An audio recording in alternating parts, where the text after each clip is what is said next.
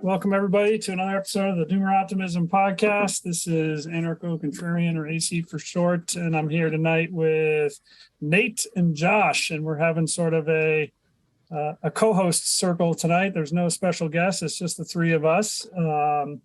And I think what we're going to do is sort of do the podcast version of my favorite Twitter activity, which is nostalgia posting. Yeah. And so we're going to get into a little bit of the formative years for the three of us, talk a little bit about how we grew up, our interface with our grandparents specifically, which is kind of how this conversation came about. I think it was prompted in somewhere in a thread of tweets with Nathan, Josh, and myself.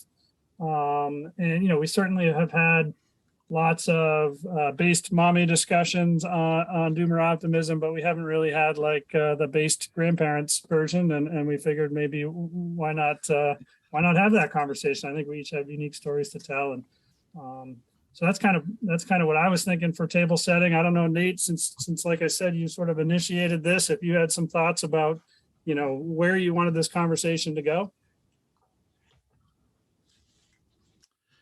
Well, I mean, there was a couple things, one, the idea sort of hatched and, like it just popped into my brain. I'd seen that you had posted something a week or so earlier about just, admiration you had for your grandfather. I was like, oh yeah, think of one grandpa in particular. I just kind of jumped on it. And then later we were talking, and as much as anything, I thought it would be fun to just get together with the two of you and talk about stuff. And so, I thought it was just a cool opportunity for that. But then also, I think I'm going to tie this now into the sort of attention boomlet that comes with, Wendell Berry releasing 2 books here this fall. One's out and one's going to come out. And I'm a tremendous fan. And, he talks a lot about, actually, it's fundamentally what he talks about is community. And, I do also all this sort of hippie posting, you could call it, sort of one of my favorite activities on Twitter. But a lot of that is really because it was such an interesting time, I think, in our parents' and grandparents' generation. There was just this splintering thing that, I think that happened then. And there were so many different threads that came out of that, and a lot of hard feelings that have lasted decades.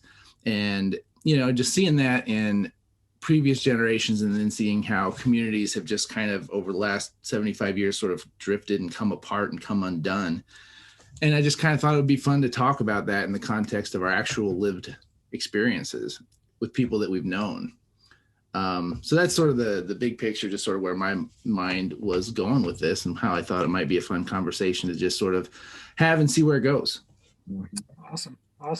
Yeah, it's funny that you say that. So I obviously as well am a Wendell Berry super fan, and I actually first got turned on to Wendell Berry when he was referenced in a book that featured my family's farm. I don't want to sort of dox myself, but a regionally written book about family farming and the fate of family farms over the past several generations. And there was somewhere in that book a reference to Unsettling of America. And I totally went down, I was like, who's this guy Wendell Berry? I totally went down that rabbit hole. And that was probably, 2006 or 8 maybe. It kind of comes full circle. So I went deep down the Wendell Berry rabbit hole. And his essays, of course, his novels, of course, and then his poetry. And I read Testament, which is one of my favorite poems by Wendell Berry at my grandfather's funeral. So just sort of full circle, right? I was introduced to Wendell Berry, sort of being nostalgic about the farm that I grew up on, and which entailed my grandfather, obviously, and I read a Wendell Berry poem at his funeral. So full circle. So I would love to have this conversation. I'll try not to get emotional. That might be difficult for me, but I think like what you said, you hit the nail on the head. Like we have lost a lot, between our grandparents' heyday and our heyday, and maybe we can talk a little bit about what's happened and maybe use it as inspiration for the Doomer Optimist circle, what can we learn from our grandparents and adapt going forward? So, maybe we can start the conversation like, thinking about it in terms of time and place. So, maybe we'll start with you, Nate. Like, what were your grandparents' heyday? Like, give us a decade or a series of decades that, you felt like you interfaced with your grandparents the most formatively. Where was this? Give us the background, like put us in the time and place. Oh, well, it was definitely, the 80s. I was born in 1977. Right? So, it was like the 1980s or what, that was what I remember most as, with my grandparents when I was young, and, my mom's parents, were, I felt a little closer with them. That was my, grandfather, Wayne, and grandmother was Myrna, and they were lived on the farm. Yeah, and my dad's parents lived in town, Ed and Claire, and they were a little more cosmopolitan, you might say. And this was Charleston, Illinois. So little town, not that cosmopolitan, but it's a little college town in central Illinois. And my grandparents lived in Raritan, Illinois. Which was a town that in my mind I liken a whole lot to Port William. It just seems like Port William to me. And when I read that, I'd like easily, when I read his Port William stories, I always just kind of easily translated it to that because it just feels like a similar time and place, like a little tiny town. And the name of that town was Raritan, and my family name is Raritan. So it was named after my forebears. And the home where the home place was my grandparents' house, which was on a little hill right outside of the town. And it was, spent a lot of time there, and I was the oldest cousin in that family. I just spent all kinds of time there. Now we lived an hour and a half away, so it wasn't a daily, like it wasn't involved in daily life. It was, occasion, holidays or just visits.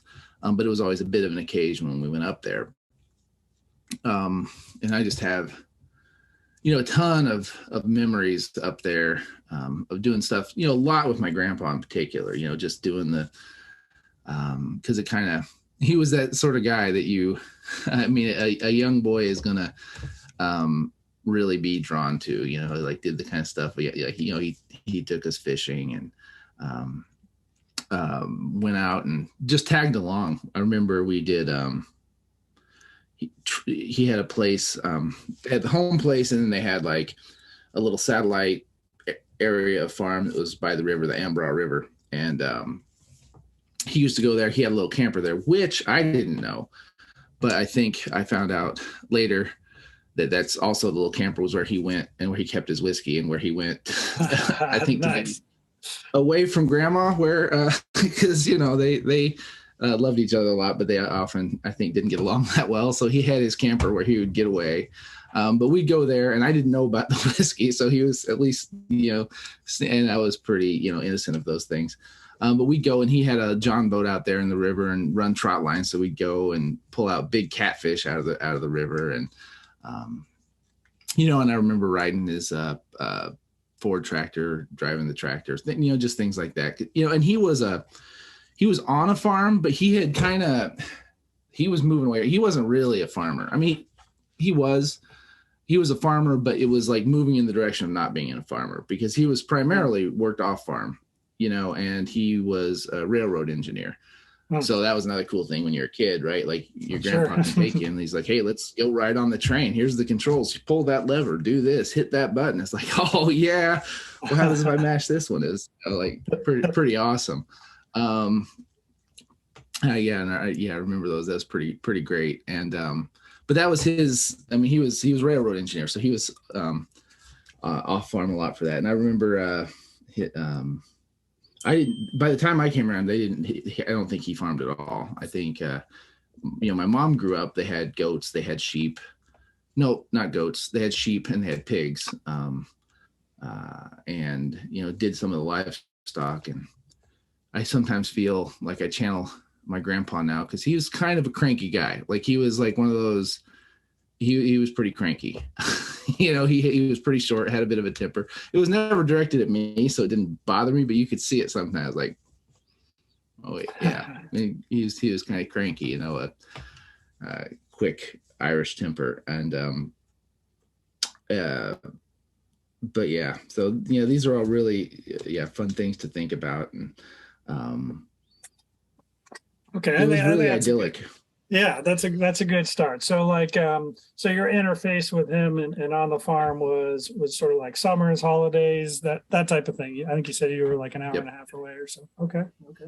And that was your maternal. He had a camper. He and my grandma had a camper, so they'd come down by us too, and we'd go out at the lake in a camper. So that was another thing we always did. Got it. Cool. Okay, I think that's a good start. What about you, Josh? Do you want to share with us a little bit about your grandparents and your interface with them as a kid? Sure. One question I had starting out was just for us sharing and stuff. Do you guys have grandparents that are still alive, or has everybody died? Both of my grandmothers are still alive. Both of your grandmothers? Nate? No, they've all passed away at this point. Okay. I still have one living granny. So the other three are gone. But I got still one living granny. I guess I could share a quick anecdote about my maternal grandfather. He died relatively young. He died when I was 10 years old. He had a stroke and died.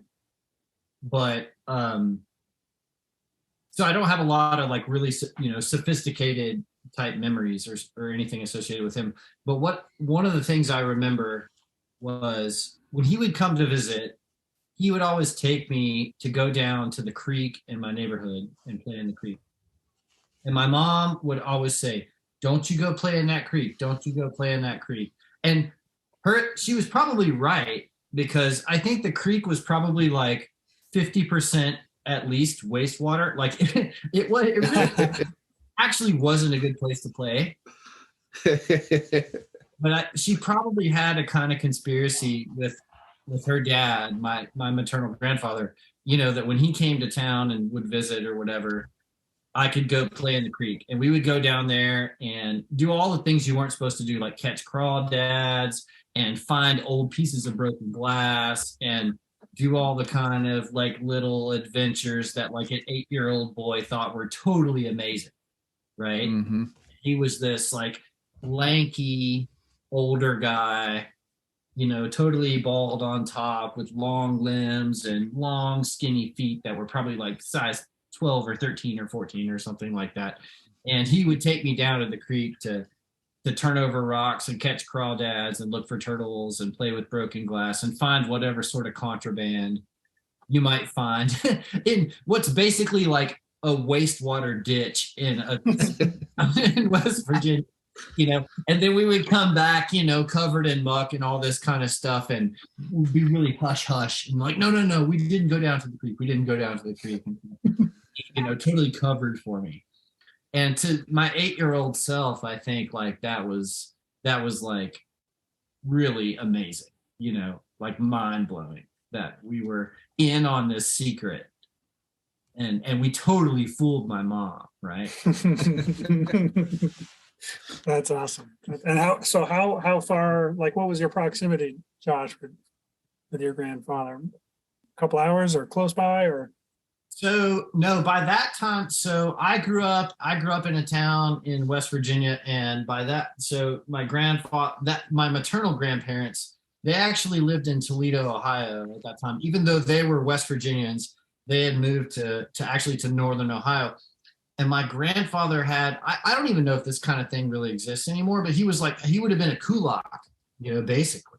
Mm-hmm. He worked his way up from Wayne County, like dirtbag, white trash, poor West Virginia, up to essentially Midwestern kulak.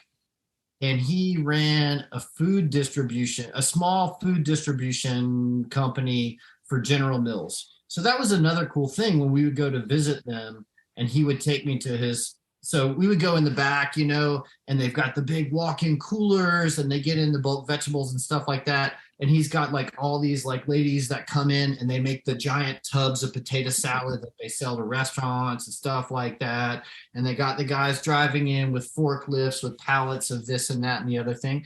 And so he was like, yeah, I guess he was like a sort of middle level Kulak manager guy or whatever for General Mills. And that's what he worked himself up to that point.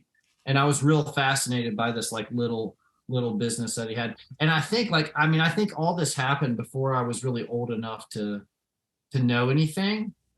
But I think that there were like shady business deals and all this other kind of stuff. And I think by the end, he had kind of lost out. Like he had kind of, was at the wrong end of some kind of thing or whatever.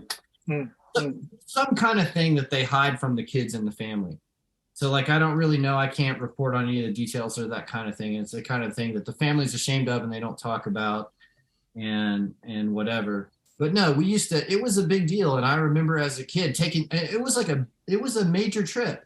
Like for us to load into the car down in West Virginia and drive, it was about a six and a half hour drive or something, clear across the state of Ohio to go up to the northern part of the state for Thanksgiving and for Christmas and for other holidays or whatever, and go visit them. And the thing that was so funny to me was that the other thing that my grandfather did was he went around as part of his food distribution business. It was back when they had meat markets, like where they were like, like shop, like butchers, right? Like remember like butchers where they would get meat, cut it up, produce it into cuts of meat, and then they would sell it to grocery stores. And there were people who managed all that. And so I remember going with my grandfather. I was 6 or 8 years old or whatever, going from my grandfather to these butchers, and there's like sides of beef, and I was like, oh, the meat markets, they smell so bad, I hate them, and having all the reactions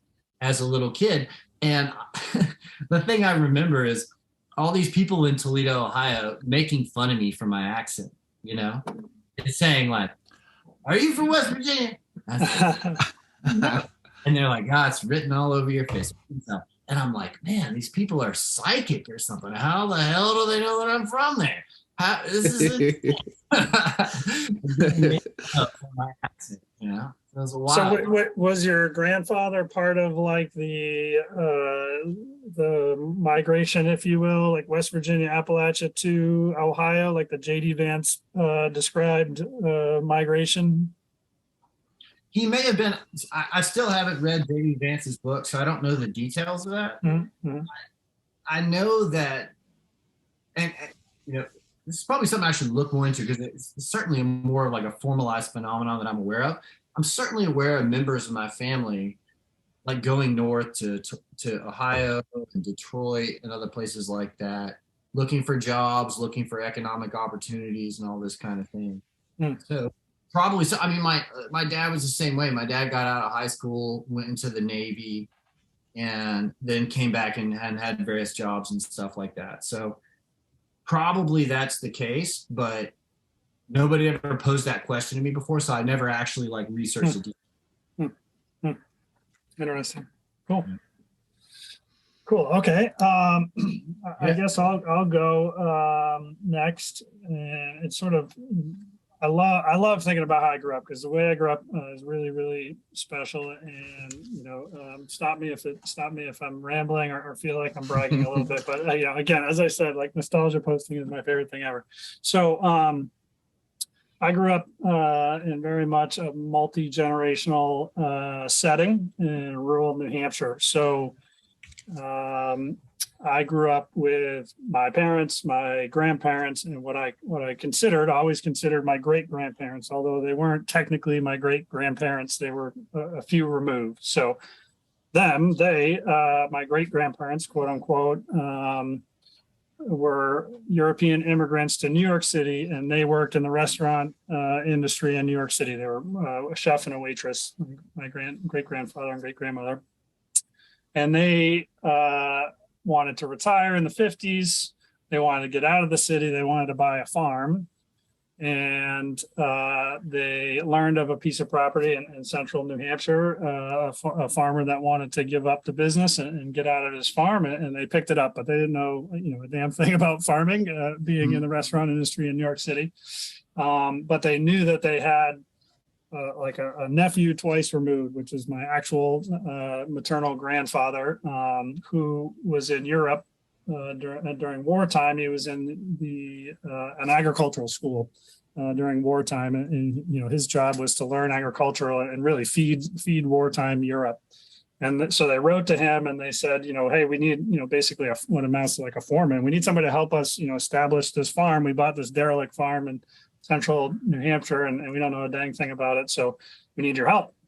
And he came over in the mid 50s, immigrated here, and didn't know, a lick of English, and was fairly young in his 20s, I believe.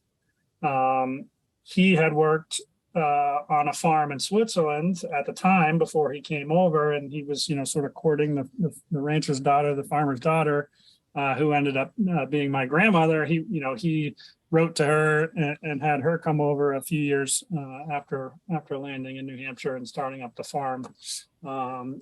So they got married. They were establishing this farm with my quote unquote great grandparents. They were living in the same house. If you can think about how potentially awkward that would have been at the time, but they were living in the same house, this old 1800s farmhouse. They had 3 kids, one of which was my mother. She was the oldest, and 2 boys. My mother got married fairly young to my father and had me. I'm the oldest of my siblings and the oldest of my cousins. So similar to you, Nate, I'm the oldest cousin.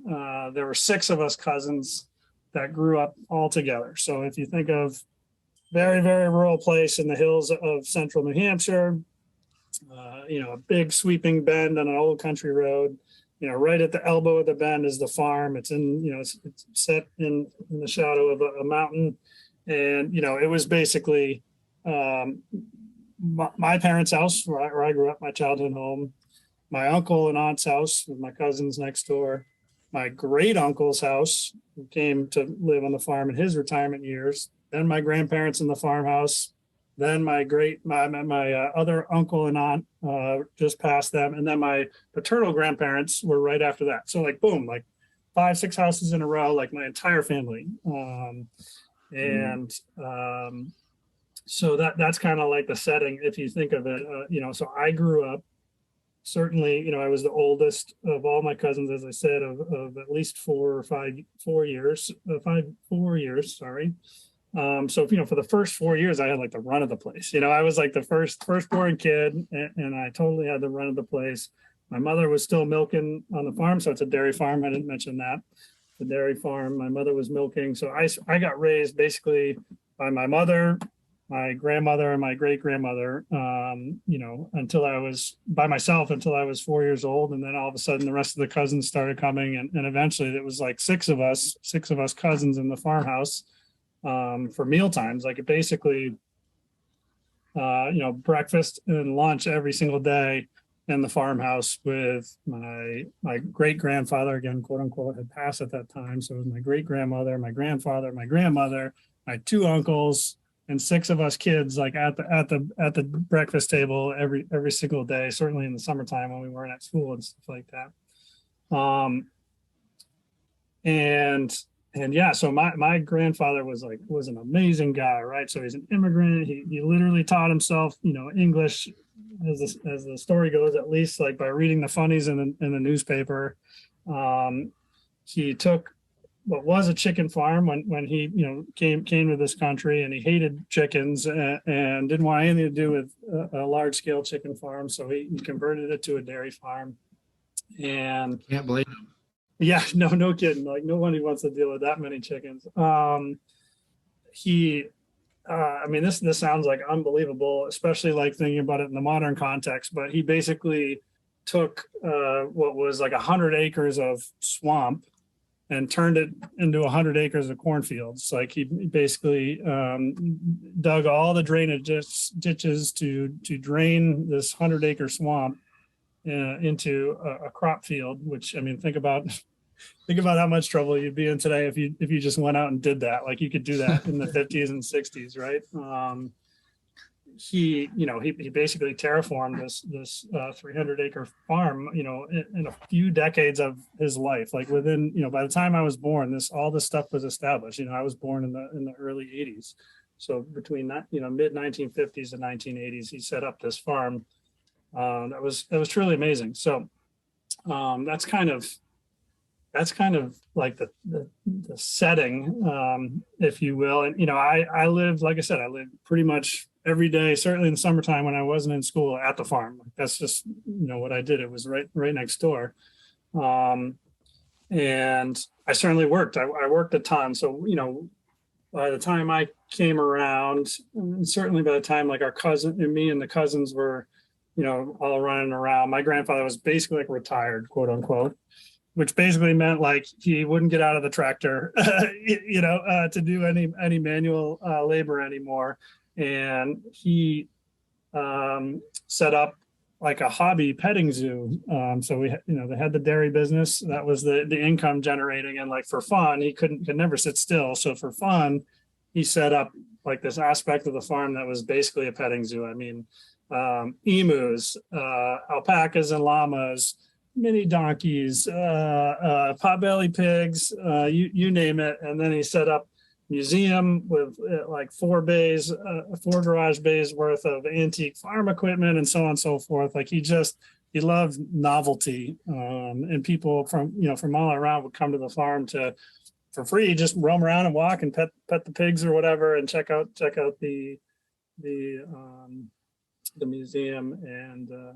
And yeah, so like in a lot of ways, in the 1980s and 90s, like my formative years, like I was living the way people, in the early 1900s lived. Like I had both grandparents, accessible to me. I had all my cousins, aunts and uncles accessible to me. Like it was a very hands-on environment. And that's what, honestly, to tie it all into like doomer optimism, like that's what makes me optimistic. Like everybody thinks like, oh yeah, that was so long ago. Like that type of stuff's never coming back. And like for me, that was 30 years ago. Like it's not that long ago. If it was that close to me, like we can do something like that again. So that's my quick story. Yeah, that's a beautiful story. That's yeah, awesome. It's kind of different, right? And I sort of try to use my Twitter account. In a lot of ways, it's kind of like the nostalgic aspect of it is like my sort of therapy, like my entire life, went from like this very idyllic, very small scale, very hyper localized setting to like, now I work a white collar job, 3 hours from where I grew up, and so I use my Twitter account to like sort of stay in touch with, that aspect, but also to like, evangelize a little bit. Again, getting back to what I was just saying, like that it was close at hand. And for me, like it could be close at hand for other people if you choose to live this way. Like if you choose to live that way, you can get there pretty easily. So anyways, that's enough. Well, the longing comes through, from you, from your Twitter account for sure. Like the longing, like it's that's a word I definitely describe. You can, because there is, the nostalgia posting and the way that you're clearly so in love with, the way you grew up and what you've known, and sort of the longing for that just like really radiates through. And as you were talking, man, my mind went in a million different directions. One of the things that I wanted to jump on for just a second, you said this multi-generational living arrangement. And that was one of the first things, because, we moved back here to the farm a decade ago. And we lived in the city in Denver before. So you're like, 14, 15 hours away. And, you live in the city like that, and the people are other people that you like work with or had met. But it's like, people your age, and then, they had, we know people with other young kids, or maybe they hadn't had kids yet, or maybe the kids were a few years old, but that was it, right? You work with people who were, in my case, anywhere from late 20s to mid 40s, with kids around. And like, this is the people that you saw. we moved back, and, immediately it was, this whole multi-generational thing opened up. Our, there's grandparents around, first of all. And at the time, my parents still lived a few hours away. They now live up here, but they lived a few hours, but we still saw them more. But Emily's parents were right here. And she still had her grandmother, Zella, was still alive up until 2 years ago. And this is her farm, Zella's farm, that we live on now. And we came back, and, she had it, and no one was living here. And so she said, the house, you can come here and stay. And, and that was sort of how this all came about. And we said, okay, but we have some conditions. And we were able to work all that out. But we moved here. And so there's these people, and then our neighbors who, and this was just a completely unexpected delight. They actually lived in town, like a little bitty town, about 6 miles away, but they had a farm. They were neighbors. They lived, their farm was neighbors, and they were down, at least he was down every day. Horse guy, just a big horse guy. And so we got to know him. One of the sweetest, kindest men I've ever known in my whole life. At the time he was in his early 80s, and just a sweetheart. And, he and his wife, they loved the boys, and we just got to know him, and I struck up a friendship with him. And I hadn't had like a friendship with someone that age was just completely new to me, like not a thing that had ever happened in my life ever. My grandparents, but like, other than that, like an actual, like a friendship. And it was beautiful. And he was a sweet guy. And so I went down there, started going down there like every week on Fridays. And he would teach me about horses. And we tried, kind of not very successfully, to train a horse. He was going to teach me how to train. I don't think I was that great of a student, and we couldn't quite put it all together, but we had a good time. And we saddled up the horses, and I'd ride, and we'd hook them up, because he loved to hook them up. And my grandmother, who was still alive at the time, loved horses. So she came up once too. And we gave her went over, and Stanley hooked all the horses up, and we gave my grandmother a ride. And just this really neat thing that immediately upon moving back, the boys have access to generations. They have access to kids that are, significantly older, and, grandparents and great grandparents.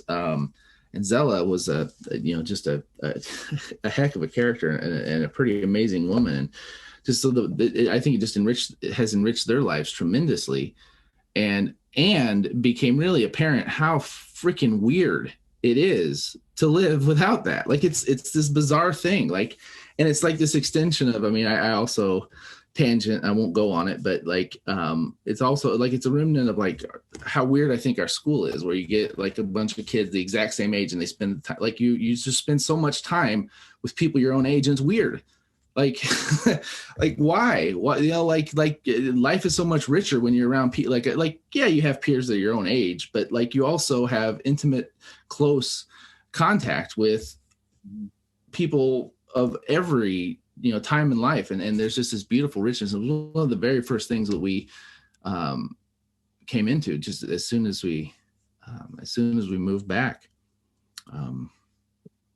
You don't get that type of interface anywhere else, in my opinion, like that cross-generational, intergenerational interface, because you kind of simply don't have the options not to when you're in a rural place, and when you were talking, it sort of made me think, like, thinking back to sort of my own like teens. I was super into, being a rural kid, I was super into Jeeps and dirt bikes and four wheelers and all that kind of stuff. Right.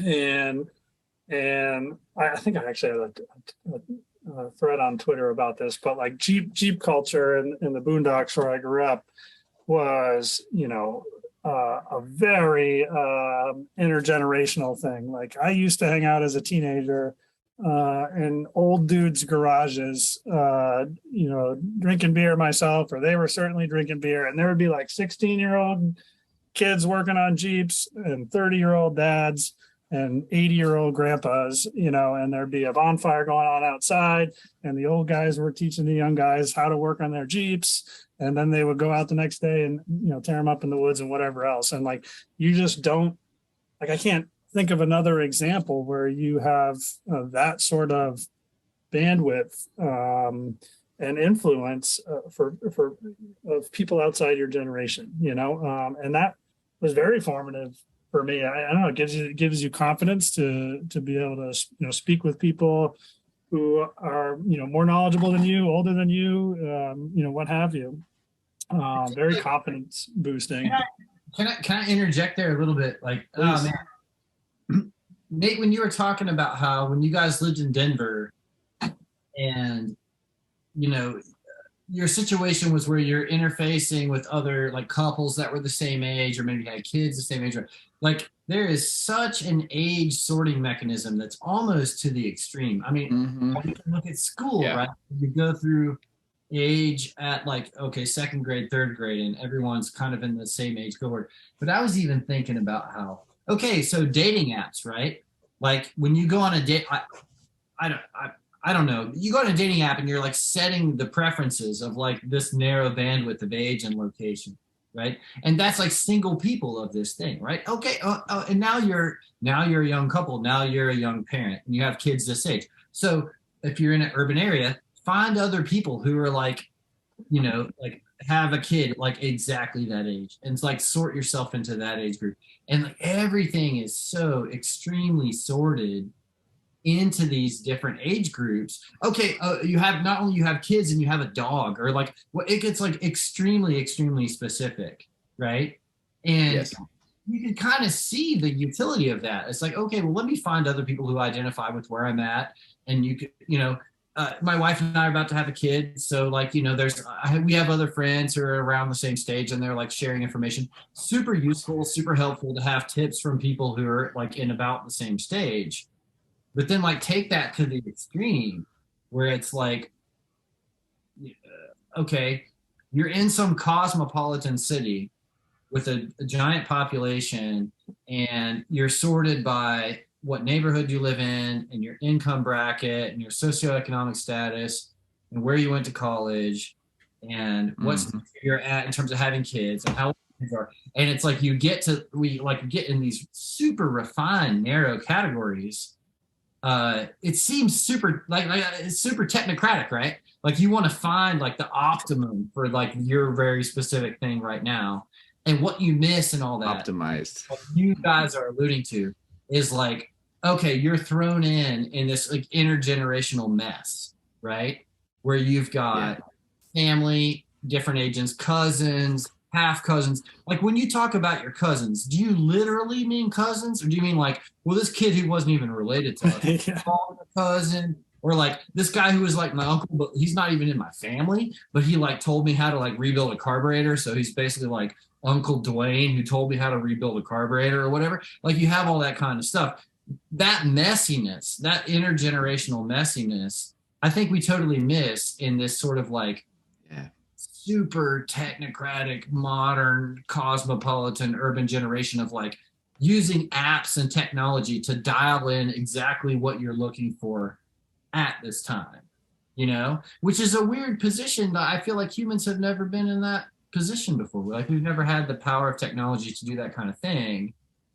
And there's like downsides to the traditional setup with, we could as well have a podcast about how oppressive all of the sort of traditional stuff is or whatever. I don't really have a point. I say it's super interesting. And I feel like and I think we're all kind of coming from like the same, like kids of the 80s. Yeah. I think Nate, you and I are almost exactly the same age. We're both 77. Yeah. Like a little bit, and so we've really seen like we grew up without internet and all this kind of like when they had that, what's that show Stranger Things or whatever, something. Oh yeah. Yes. That like rode bikes and they had telephones with like long curly cords on them, and there was no internet. We're like, yeah, that's how it was. You just did that. Oh, it's a fucking ringer. It's like, whoa, oh man, that's it. Yeah. And like people are saying, oh, now we've had so many generations of people grown up with like they only know smartphones. And I'm like, that's crazy, dude. That's crazy. Yeah. I'm that's topic. So one of you guys, please get us back on topic. But I think my point is like, modernity and technology has allowed us to get into like an extreme level of age and socioeconomic status stratification, where it's totally possible to live in a world of literally only people who have an 8-month-old, and be totally in that group, whatever that is, in a nice neighborhood in DC. And what are the good coffee shops? And like, that's the world, and what does that miss? AC's nostalgia post thing is that connection back to what is lost when we go to that degree of specialization. Yeah. And I'll jump in with that, because I think that,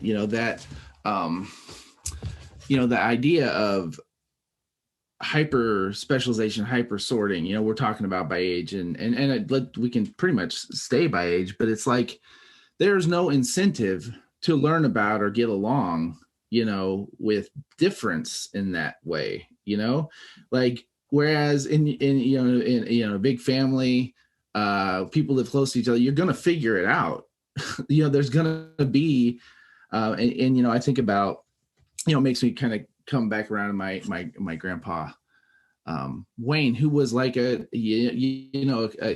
country guy, and then I don't know this firsthand, obviously, but my mom then went into town. Charleston had a college. That's where my mom went. That's also where my dad went. That's where they met, even though they were from close to the same place. They didn't go to high school together. They met in college.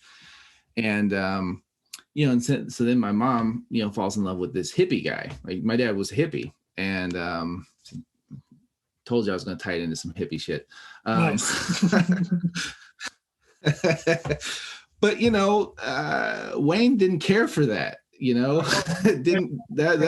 didn't care for that. Like, and he and my dad, I don't think really liked each other very much. I don't think my grandpa liked my dad very much. And my dad is not the kind of person who's just going to be passive about that. Like, he's not going to let things go. He's going to pick, and he's going to be in your face. Kind of like I mean this with a lot of love, kind of like a mosquito. He's a real little guy. But like, he's just like not gonna back off of it. And so I'm sure there was lots of conflict between the two of them. And I saw some of it, but they figured it out. Right. And sort of like, by the time I was around, like they could get along. And I think they came to respect each other and love each other a whole lot.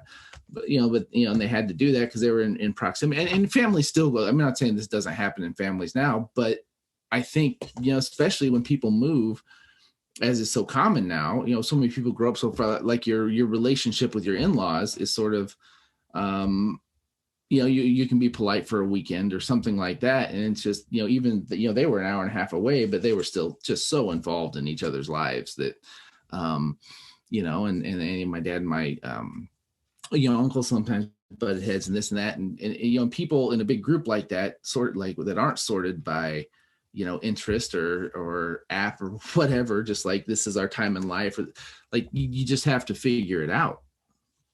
And people do. Yeah, because I mean, you're bound by place. Like, in a sense, you're embracing limits versus, people who sort by app or, can disagree with a certain friend's politics and just pick a new friend that thinks exactly like them just as easy because they're all, all available to them. Those options aren't available to you in a rural place. I think about having this conversation, makes me think about my mom for whatever reason. So she was the only girl out of boys. She was the oldest. She was a farmer's daughter. She had to work all the time. Like, wasn't able to really socialize after school at all. And she joined the Grange, which, in her time, this would have been like in the 70s. She joined the Grange when she was like, I don't know, it was like 17 or 18 years old, and it was all old ladies. It was like my mother, who was, 17, 18 years old, and all a bunch of old ladies in this little tiny village Grange. And like, that was her social network, like you can't really be, beggars can't be choosers when you're in that situation. And, you have to imagine that she learned a thing or two, with that type of a social network that she wouldn't have otherwise had if she was just among her peers, and that sort of also speaks to, again, my social network and, my teens was, a wide ranging age of folks, because, there weren't a heck of a lot of options. And, so you kind of congregated and convened around shared interests,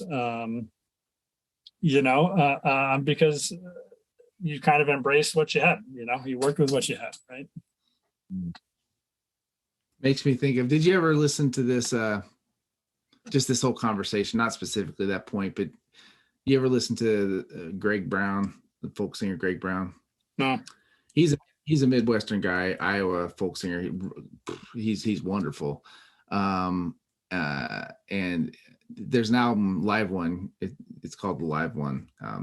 And has songs from other albums, but it's just a really nice live compilation. And there's one called Canned Goods. The whole album's really good. Spring Wind's a beautiful song off that, but Canned Goods is another song where, if you like, you'll love it.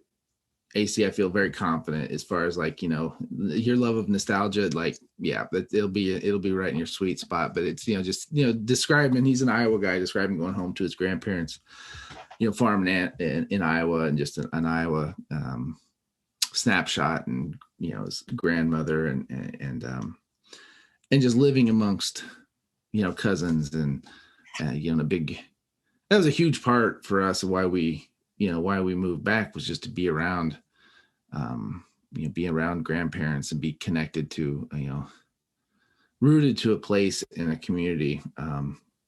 Even though communities, quite honestly, this is a whole can of worms. I don't even like, community is kind of a hard thing for me personally. I don't really know, how to do it. I think, and I kind of tying it back to the very, very beginning of the conversation, my parents moved away from their community. Like, it was an hour and a half, but an hour and a half's significant, and so we traveled, on weekends, and, pretty often. I felt I grew up really close with my cousins and this and that, but not in a day-to-day way. Like, it was a separate thing, and living, without that buffer and without that separation, like in each other's lives, the way that you described, where you're like literally working on projects together, like you're doing, like there's the responsibility for, this is how we're running things. We're doing it together as a family. We're not just like doing our own thing and then visiting with each other. Which is great, but like, it's just a really different thing. And there's that, and imagining building that now, because I think about that, and I think about like this farm, and I think about, for it to be what it could be, will take more than me. It'll take more years than I have. And so it's like, how do you rebuild that when it's frayed almost to the point of coming completely apart, but there's still like a memory of that. And how do you build from that memory into that sort of intergenerational connectivity once again? That's the problem, because it's much harder to restore than it is to keep it going. You know what I mean? Like, my cousin runs a farm now with his father, my uncle, and the rest of us are off to other things. You know what I mean? Like, and that was sort of the current in which we swam. And I've talked about this in the past. Like, we were encouraged to leave. We were encouraged. I was the first in my whole family to go to college. That was like what you were supposed to do. That was winning. That's the assumption. That's the assumption. Yeah. And then, then I look back and like, man, my kids don't know their cousins. Like they barely know their cousins. They might see them, a couple times a year, and that breaks my heart. You know what I mean? Like I had such amazing relationship with my cousins. Say they were my uncles and aunts. Like I they're basically second sets of parents for me. And so once you lose that stuff, man, it's gone, and it's so hard to get back. It needs to be like a conscious choice, and So more power to it. Like I think more people now in the doomer optimism circle are talking about intergenerational living as a desirable thing. I think it is a desirable thing. Obviously, having lived it and feeling so fondly towards it, but it was work, man. It wasn't all roses. Like my uncles and their wives used to fight, man. They used to not, there were some bouts, and running a family business is tough. I mean, I'm sure that's no surprise to anybody. So you can't have rose-colored glasses. But I just think of, I'm totally switching gears here, I think a little bit, but just from like a child rearing standpoint, right? Like, I don't have my parents or my wife's parents are not in close proximity. Like they're not like a phone call away. Hey, I really need a shower, or the kids are being tough. Like I need a break. I just need a break tonight. You know what I mean? And it's hard, man. It's hard to be, to raise kids on an island without, that easily accessible help, let alone like what the kids are growing, giving up by not having relationships with their parents. But, I think about my mom, like my mom, and my dad were able to do like tremendous, amazing things that I could never do at my age now, because I don't have that resource. Like I don't have family to drop my kids off with, so I can build a barn like my dad did, build a house, like, you know what I mean?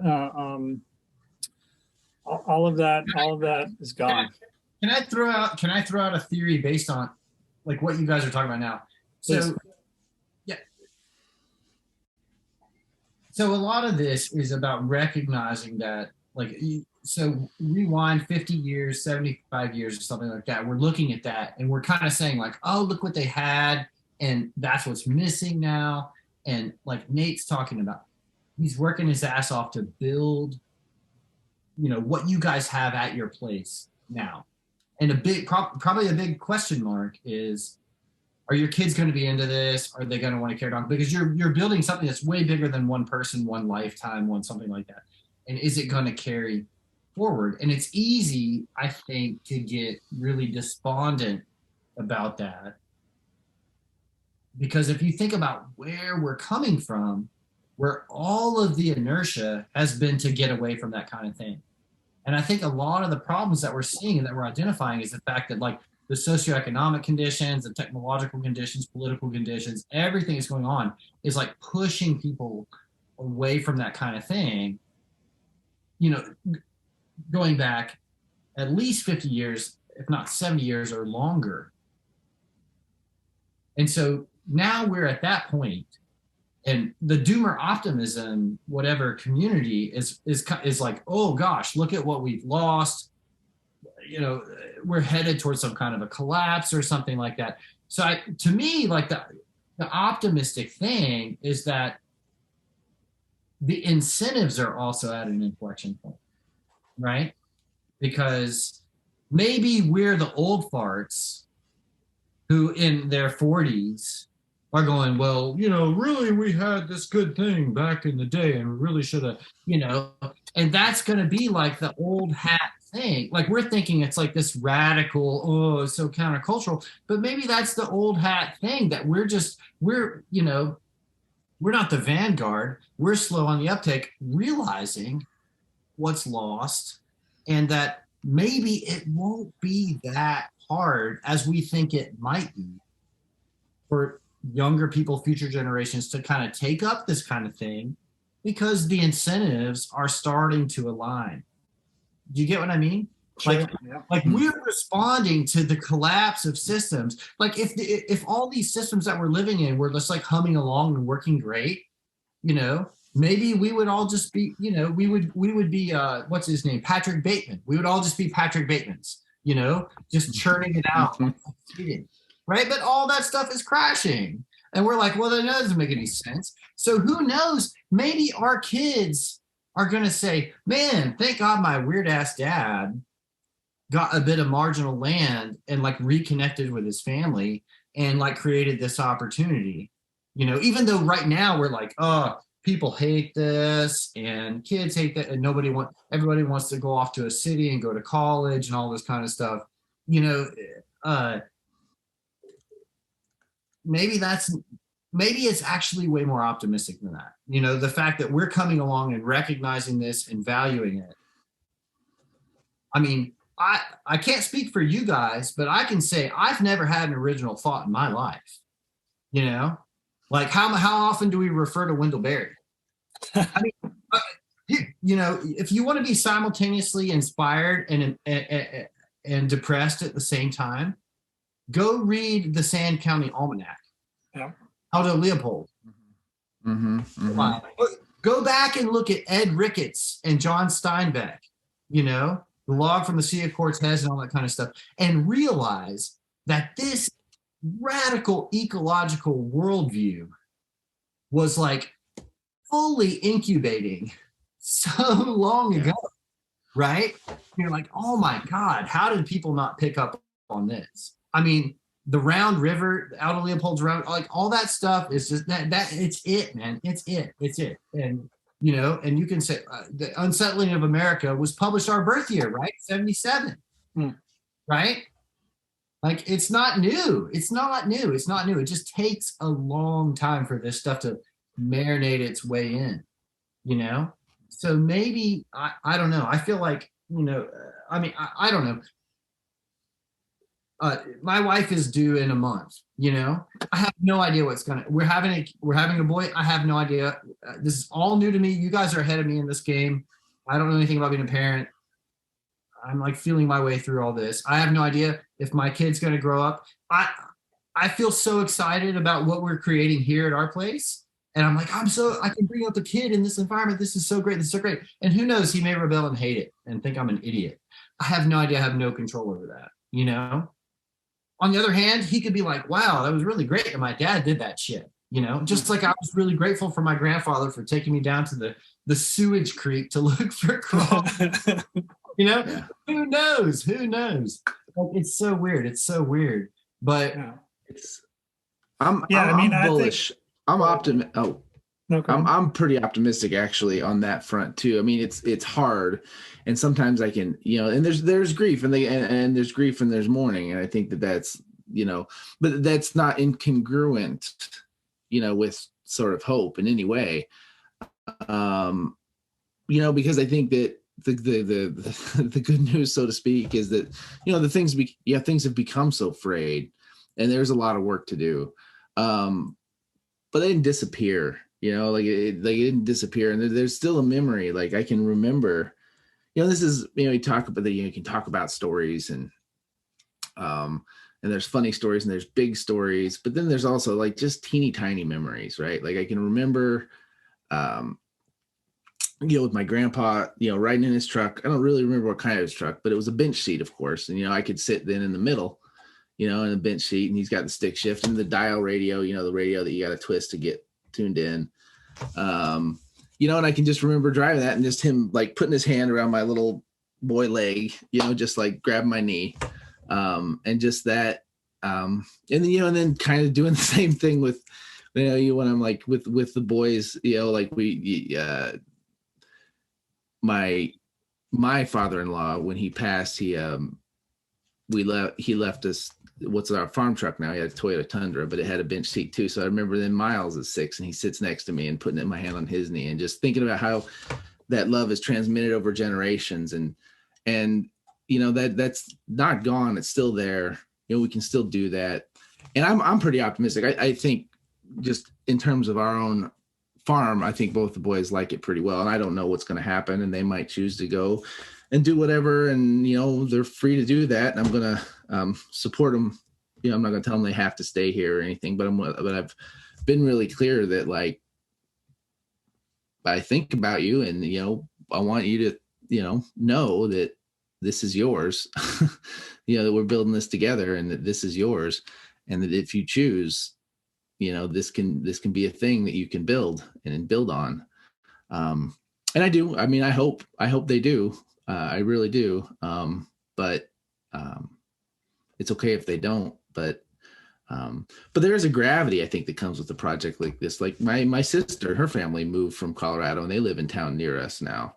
And they moved up here, and my parents just sold their home where we grew up, and they moved up here, and they live close to us now too. So there's this gravity that seems to be, coming around this place, and what we're doing, because we're, maybe there is, in this sense of rootlessness, a recognition of the need for roots again. And so like that, that's that, when there's a recognition for that need, kind of like this anxiety. And I think a lot of it actually directly was COVID, and the insecurity and the chaos of that was like, holy shit. Okay. We like who's our people? Why the fuck are we 1,000 miles away? Like that's, nope. That's not the right thing. Because, in a whatever that was, mini catastrophe, whatever, like made you feel real vulnerable. Like it could be like, who knows? Why are we spread out all over the place? Why aren't we centralized? Like, why aren't we together with people that we trust? That was when my family really made the move to come here. It was in the wake of that. I think it was like, it just shook everybody up, and like kind of on some level, like, my brother's, he's a few hours away still. But not that far. And, yeah, you want to be together.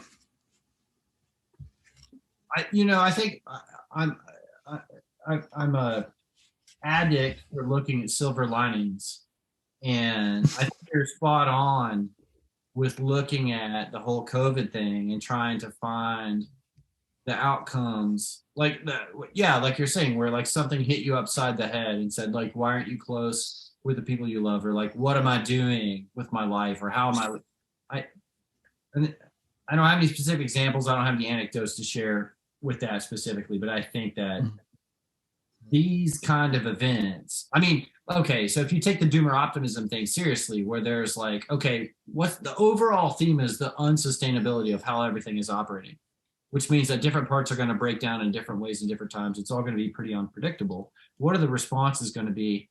And what do we learn from that? And what are the realizations that come from that? And, that's hard. That's the doomer part. The optimism part is like, I mean, how many stories are there of people who really come together in a time of crisis? Like, that's the kind of stuff that makes you think, like, what's really important.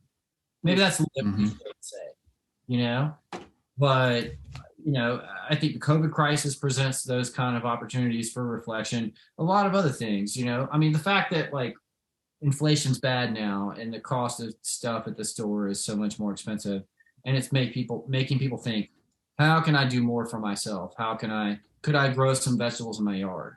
A small thing like that. How can I shave off my grocery bill by producing for myself?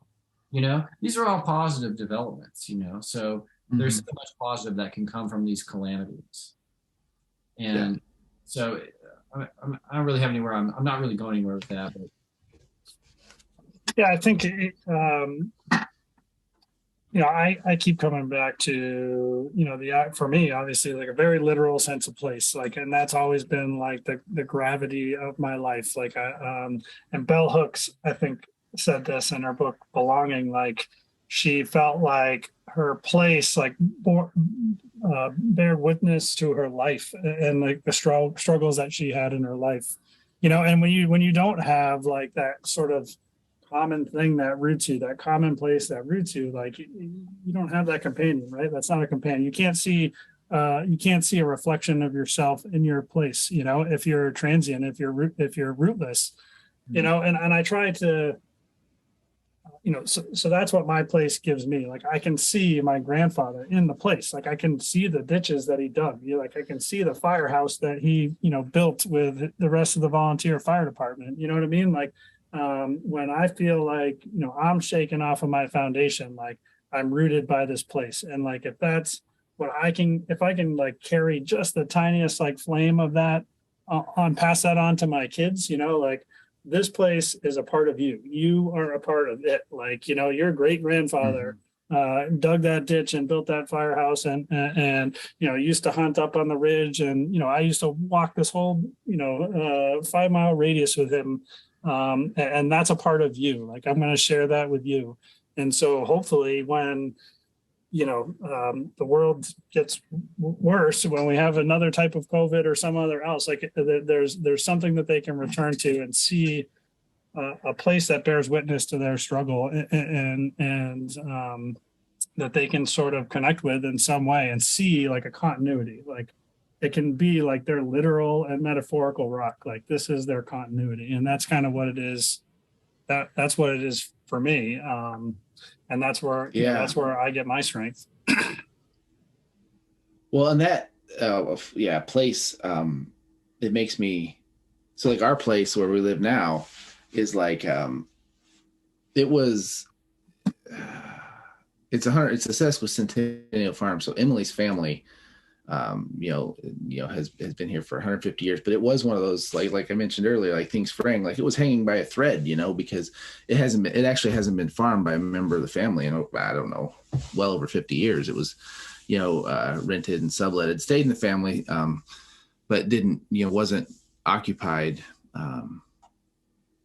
But you can see one of the neat things, we moved back and the gentleman who was our neighbor, he could tell us stories because he farmed this place with Emily's, because he was a cousin of, or a nephew of Lance, who was Emily's great grandfather, Zella's father, who Lance taught Stanley horsemanship. Right. And so then he was, teaching me and teaching the boys. So it was like, it still is like, okay, well, we still were able to make a little bit of that family intergenerational transmission. And you can see, you can go around the farm and we went sometimes, he could tell us like, okay, well, these terraces were built, but from a government program this many years ago. And this was a sand mine that we'd all used to come. We'd all used to, when they farm, he told us about when they, when he was a kid, they farmed this place. He's helped Lance farm this place. When they started, they were using, horses. They were not using tractors, which is just crazy to think about how not long ago that was. Just wild. And, talked about the rotations and it's just amazing to think about how much change has happened so quickly in the last 100 years. And it's just, and you get that sense talking to him as well, just about how almost bewildering, he found it. Like he didn't seem like a bewildered person, but when we really got to talking about it, and sometimes he'd just shake his head and he'd just look out and see a 16-row combine doing the same thing that, he was, really neat to, when you can see that in a place and you can see, and this was where I kind of wanted to go with that. I almost lost my train of thought, but when we think of place and like in environmentalism, and I've always kind of seen myself as environmentalism because naturally I care about places, I care about the natural world. And then I lived out in Colorado, and it's like, the main ethic of like leave no trace. And this idea of like, well, places are best when not disturbed by people. Mm-hmm. And then I contrast that to here and to my experience of being in a place. I'm like, no, places are best when you are interacting with it and you're manipulating it in a way that's good for it's like that. I love that stuff. Like you're like, you're producing food, you're living off it. You're leaving marks. You're literally leaving marks. There's leave no traces bananas from that point of view. Like, how can you live that way? You can't. And I think wilderness areas are important. I'm not down on wilderness areas. I'm not like saying like we need to cover the globe in humans and inhabit every area. And so leave no trace is appropriate in certain places. I'm not saying it's not, but just as that's what it is to be pro-environment. Like that's what it means. It's like, no, I want to see people taking care of places by messing with them and learning from them and loving them. And loving them means being in them. And I think that's when you see really and then on time scales that are not just, a few years, but like a long, long time. We've been here for a decade, and it's like, just a drop. Hmm. Yeah, I mean, I think it gets us back to Aldo Leopold's land ethic, right? I mean, and Wendell Berry. Wendell Berry said it takes 3 generations in a place to know a place and care for a place, right? It's the same thing. It's a time scale greater than one person for you to, again, see a reflection of yourself in the land and vice versa.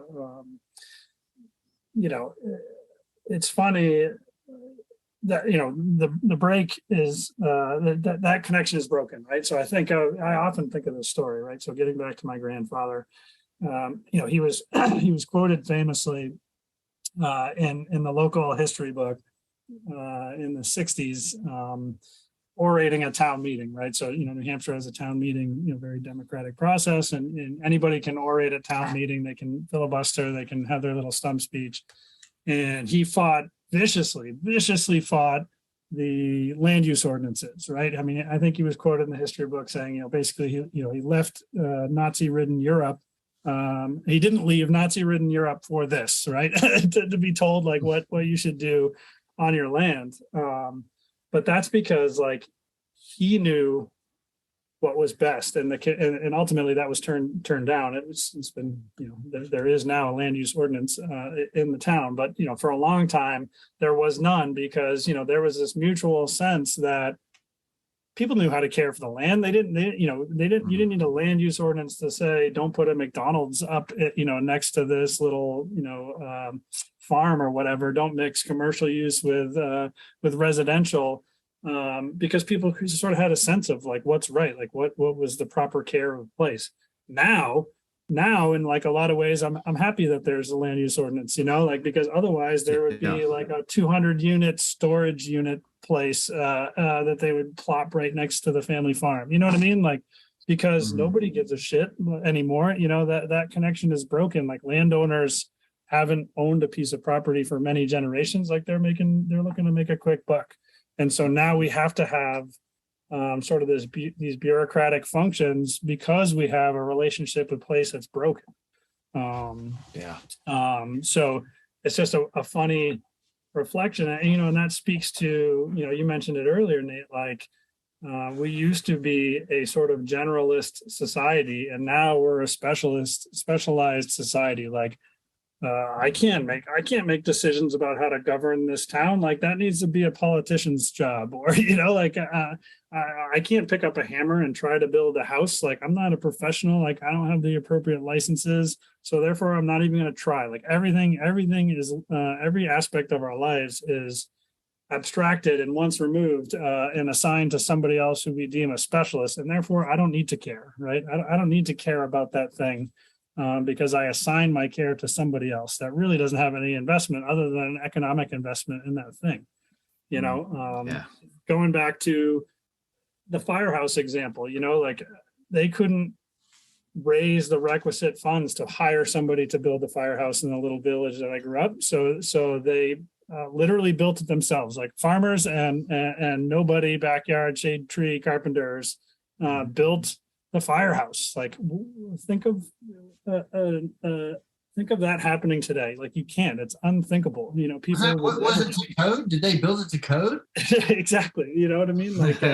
You need to first of all ask permission, and then have the appropriate licenses, and then get every dollar earmarked for it, and have somebody else build it for you. It's unfathomable to think of taking on that type of project yourself, because we've sort of offshored it, if you will, assign that responsibility to somebody else.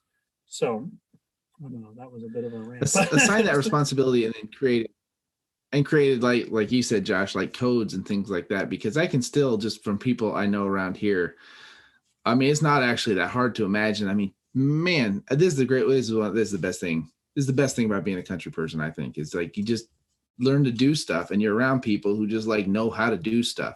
Oh, let's weld that thing out of metal that we need to make. That's okay. Let's figure that out. That'll work there. We're going to freaking make it. We're going to build this. We're going to do that. And I love it. Yeah, that's and the thing is that when you do that, you accept the responsibility of, if it's badly made, If it fails, guess who's going to pay like you might get hurt. Like you really better get it right, Skin in the game, right? It's totally skin in the game. And like I'm lucky that your cows are going to get out and you'll be chasing around at midnight. It's no good. Yeah. So my other work is in water and sanitation development with communities in developing countries. And there's no codes, there's no EPA, there's no guidelines, there's no that kind of stuff. It's like, okay, we can build a water treatment system for a village and it's safe to drink the water or it's not. Like, are you comfortable telling people, yes, give this water to your kid or infant? Like, are you comfortable? Would you do that? I mean, most of the time when we live in the communities where we're working, so we're drinking the water, like people I care about are drinking the water, like the skin is, and it goes back to Wendell Berry. Honestly, it's like that. He calls it like he has some term for it, which is like the principle of subsistence or something like that, which is about being willing to live by the technologies that you advocate. And one of the many criticisms that I have for technocratic society is this sort of like, well, here's like what we do in our world of affluent people, and here's what we offer to like poor people or whatever. And so many of people who are innovating stuff for poor people don't live by those things, right? Yeah. So those things suck, right? Yeah, it's like how they don't, like the people who develop all these smartphone apps and everything like that don't let their kids have smartphones.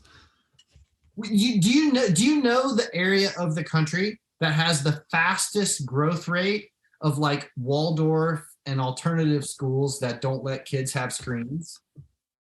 I'm guessing it's the Bay Area based on the lead up. Exactly. All of those Silicon Valley people know the damage that's being done. Yeah. And they're ahead of that. And they're saying, no way our kids are having screens and stuff. But for all the chuds out there, let them have screens and all these things. Yeah. So, I think I interrupted somebody in the middle of an important point, but the skin in the game and living by the technologies that you advocate, I feel like that's a core principle. It's got to be a core principle. Yeah, and definitely our grandparents got that for sure, right? Like they. By default, I mean, they had to. Like for them, it wasn't. We're sort of choosing. But for them, it was like, no, this just got to work. Like, either it does or it doesn't. We don't get through the winter if this shit doesn't work. Yeah, you're not going to call somebody. Yeah. Right. Call the specialist to come and fix that, Yeah. Yeah. Probably my fault. We're probably rambling in a bunch of different directions. Do you want to try to like tie it back to the grandfather theme and wrap? Yeah, I think. Yeah, I mean, I've had a lot of fun going in all different directions. I think if we can maybe try to funnel it back into a close, it's sort of like, what are we taking away from our formative experiences with our grandparents, with how we grew up, and like how does that inform your personal brand of doomer optimism? I guess if that can be like sort of the final question. I think we've sort of talked about that already, but if you can sort of summarize your point, I think that would be a good way for us to wrap it up. Absolutely. I don't know if any of you feel prepared to start, because I don't. I'm happy to go with that. I'm happy to go with that because I got to give props to my grandmother, my one remaining grandparent, still alive. She just turned 95 last month. She might outlive all of us. She might be unkillable. She might be, I don't know. So my anecdote, so she grew up on a small farm back in the holler in West Virginia during the Depression. And, they had hogs and chickens and they grew vegetables and tobacco and they had orchards and they did the whole thing. And my story about her is that she grew up on the farm and she didn't start riding the school bus into town to go to school until high school. And when she did, she started riding the bus into town. She went to high school. She went on the first day. That was fine. She went on the second day. People started to look at her a little bit kind of weird. She went on the third day, and the kids were like, what's going on with you? You've worn that dress for 3 days in a row. And she's like, yeah, this is my school dress. And they're like, yeah, okay. And she's like, yeah, I got a dress for school. I got my Sunday dress, which is my nice one. And I've got 2 work dresses that get messy when I'm working at home, and one's usually dirty and one's clean. This is my school dress. And they were like, whoa. And they were like, no, you need to be wearing new clothes every day when you go to school. Like, what's going on with this wearing the same thing every day? And she, I remember her telling me the story, and she said, oh, that's when I figured out that we were poor, because I only had 1 set of clothes to wear at school. And I didn't know you were supposed to wear new clothes every day and all that kind of thing. You know, it didn't make any sense to her, right? And that's how she figured out that they were poor, because she's like, we lived through the Depression. We didn't have any money, but we had plenty of food. We had a big garden. We had an orchard. We had hogs and all this kind of stuff. At Christmas time, like her dad had like this real old threshing machine. He would take around and thresh other people's grain, make a little bit of money. And then Christmas time, he would go and buy a giant tub of peanut butter and a big bag of oranges. And those were their Christmas presents, right? So she figured she was rich until she went to school and figured out that she didn't have new clothes to wear every day or whatever. And that was the definition of being poor, you know? And so I was just like, well, yeah, like what's actually wealthy? What's actually poor? I mean, I feel like she had it pretty good considering the circumstances of the Depression. And so that's my grandmother anecdote. It's awesome. It's a great story. What about you, Nate? Well, that, you know, I gotta jump on that, because it's just like it's the question, like, what makes a good life, you know? I mean, that's the question. It's such a vital question. And, you know, I think a lot of people, you know, I'm guessing there's a lot of people who they probably wouldn't listen to this. They probably wouldn't be drawn to it. But if this was played at them, they'd be like, yeah, well, you know, a lot of nostalgia for, you know, a hard scrabble life, you know, a lot of hard work. And, you know, we don't want to do that anymore. You know, and there's a lot of comforts, you know, in the city, there's a lot of comforts in not having to work, not having to do things for yourself, and in specializing and things like that. And we've talked today a lot about, I think, having in common like a sense of nostalgia and looking back at that. And it doesn't take much for a good life. You know, I think that is a thing that we have really forgotten. Doesn't take that much for a good life. I really don't think so. I mean, I've got too much in my life right now. Like, my life would be better with less. I'm trying to get rid of shit. It's, you know, we've come to expect, like, yeah, it's exactly what you said with, you know, you got to have a different set of clothes every day of the week. That's a good, like, who gives a fuck? Like really, like, what sacrifices is important to make for that? You know, like, what do you want to sacrifice? What do you want to pay for with your time and money? You know, so that you can have a different set of clothes every day of the week, or nowadays, you know, a different set of clothes every day of the month, or whatever. You know, I think a different set of clothes every day would be very poor right now, if that's all you had. You know, it's like, how much is enough? And that, to me, gets to the question, this whole, you know, what we talk about all the time, you know, in doomer optimism in this conversation is, you know, how much is enough? Can we actually say enough is enough? Do we even have it in us to say, you know, this is enough, this is a good life, I don't need more? I don't need more. That just is like a foreign idea. That's like something that, I don't know, it's something deep within us, this drive more. But to stop and say, yeah, but don't need more. This is all right. This is a good life.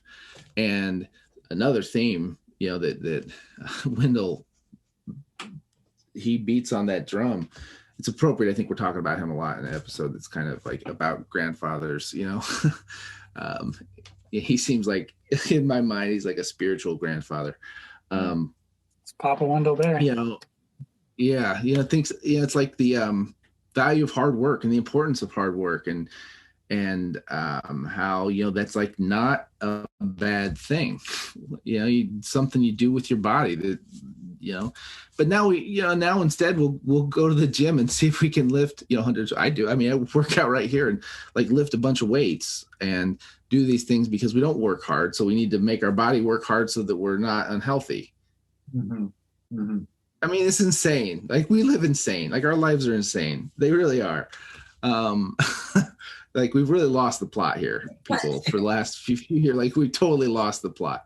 And so I just bring it back. It's like, well, what is a good life? And, you know, you could look back and yeah, there's problems. And yeah, I think you referenced this at the beginning. It's not saying the past was perfect, right? Not saying that like change didn't need to happen, but I think that, you know, I can remember life the way my grandparents lived it, and I can remember a good life. And again, change is important. There were things in that era certainly that needed to be changed, but I think we got a little carried away. And like I said, I think we lost the plot a little bit. And, you know, I think we can back up and reevaluate, and need to reevaluate given resource constraints that are going to happen in cultural conflicts and things like that. Like, what's important, you know, and what do we not need to waste our time and effort with anymore. Mm-hmm. That's good. That's a good call. Yeah, I mean, I think there's a lot. I guess I would say, you know, sticking with the theme doom or optimism, right? So my personal flavor of doom, you know, is hyper intimate, right? Like, so I look back at, you know, what I had growing up and what I have now, and I sort of like, I beat myself up quite a bit, you know, like, oh man, look at the way I've got swept away. Like, look at what I've done to move away from something, you know, in hindsight that I think was truly, you know, objectively a good thing. And, you know, I often ask myself, like, what would my grandfather think of me now? You know, my grandfather passed away in 2013. And, you know, I think he would be tremendously proud. You know, I've made peace with that. I think he would be very, you know, reassuring. You know, I think he would be thrilled that I think about this place that he in many ways created, literally like terraformed, as I described before, like this place that he literally created for his family, for his offspring. I think it would be tickled to death that like I use that place as my gauge in life. Like it's the thing to which I measure everything else in my life, you know, and it's also a refuge. So I think he would be proud of me. And I think he would always, you know, say you have a home, right? You have a home. And I kind of joke about this on Twitter. You know, I think I can't remember, somebody did the post about like, what's your zombie apocalypse team or whatever. And I was tagged on it. And I said, you know, I'll also be the scout. Cause like, I know exactly where I'm going. Like, I'll take you out with me. Like, that place still exists. You know, I made the joke, like, you know, I know exactly which bridges to blow up after we cross them. You know what I mean? That is literally like, it's literally my optimism. And that place, I'm very fortunate to have that place still exist. You know, my brother has made a conscious move back there. You know, he's right back there in the little village, raising his family there. And so there's continuity there for me. And, you know, it really just represents like how powerful of an influence a place can have on a people. You know what I mean? It has a very, very powerful influence on myself. And so I try to spread that gospel. You know what I mean? Like, I literally try to evangelize, you know, that on Twitter. That's what I do the nostalgia posting for, because it tickles something to me, and because, you know, maybe it tickles something in somebody else too, you know, to inspire them to have that same type of connection. So that's my doom, and that's my optimism. I think we covered the gamut. Hopefully people find this sort of interesting. You know, I certainly enjoyed having this conversation. You know, hopefully it sort of gives people a peek to the types of folks we are, and, you know, how we put ourselves forward on Twitter and everything else. And, you know, I think it really has shaped our worldview in so many different ways, like how we experienced our formative years, and the mentors that we had during those years, you know, make us the doom or optimists that we are today, right? So I think at the very least it was worthwhile to yammer on with you guys. I really appreciate the conversation. And maybe we can pick it up and we'll do some more Grammy talk. We'll do Grammy talk next time. Nice. That sounds good. I knew I'd have a good time talking with the two of you. I knew. Absolutely. All right, guys. Thanks a bunch.